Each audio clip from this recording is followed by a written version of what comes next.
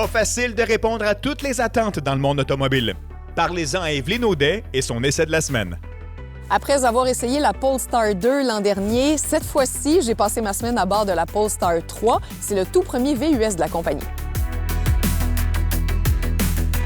Je vais commencer en vous listant tout ce que j'ai aimé de cette voiture-là, à commencer par son apparence, qui est sublime. Je trouve qu'elle marie à merveille le look sport et haut de gamme, et ça, c'est vrai autant à l'intérieur qu'à l'extérieur. Elle a une bonne autonomie, c'est plus de 500 km, c'est ce à quoi je m'attends d'une voiture électrique des plus récents modèles. Maintenant, j'ai vécu quand même beaucoup d'irritants avec la Polestar 3 cette semaine, à commencer par le fait que c'est une voiture pour les gens qui sont pas réfractaires au changement. Parce que faut tout réapprendre, il y a absolument rien d'intuitif, on cherche tout.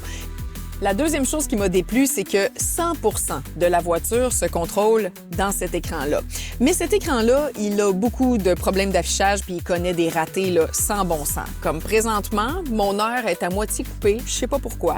La radio marche pas non plus. Ça non plus, je peux pas vous expliquer pourquoi, mais ça fait quelques jours que c'est comme ça. J'ai fait Montréal-Québec avec aucun média qui marchait. C'était longtemps, là.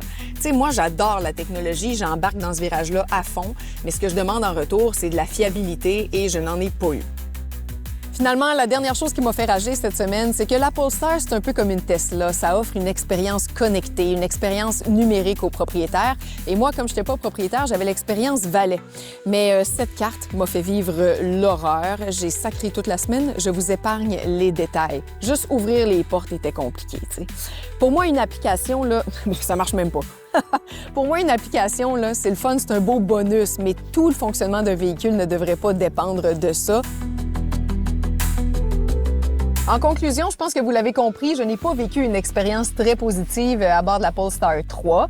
Il y a une partie de ça qui vient du fait que j'en étais pas propriétaire, j'en conviens. Mais même si je mets ça de côté, là, c'est un véhicule qui connaît trop de ratés. J'ai eu l'impression cette semaine que je me promenais à bord d'un prototype qui était pas tout à fait prêt à lancer sur le marché. Et quand j'ajoute à ça le fait que cette voiture-là coûte 100 000 $, ben je trouve ça inacceptable d'avoir autant de bugs.